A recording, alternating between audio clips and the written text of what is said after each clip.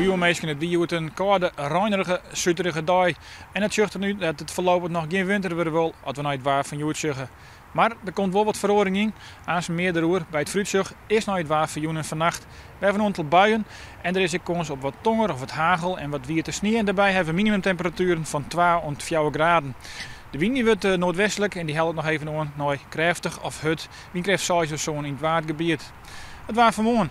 Morgen is het wat beter waar. We hebben geregeld te zinnen, denk ik. Maar er komen echt nog wel een paar buien voor. En de temperaturen die lezen om de 6 of zo'n graden bij een matige en krachtige west-noordwestelijke wind. Sneeuw, dan hebben we toch wat winterswaar. We krijgen in elk geval winterse buien, maar kans op wat wierte sneeuw.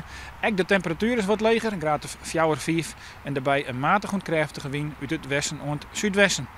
En zoals ik al zei, toch een beetje winteren dus. Want sneeuw die winterse deelslag, maar ook menje en tizi hebben we toch kans op wat winterse deelslag.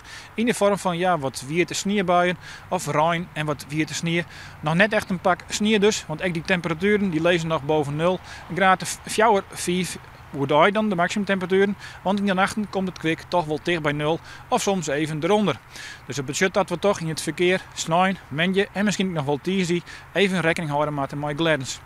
Maar waar ze zeggen wel dat de temperatuur weer oprint, dan een droge dag, maar een soort bewolking en een temperatuur van zo'n graden.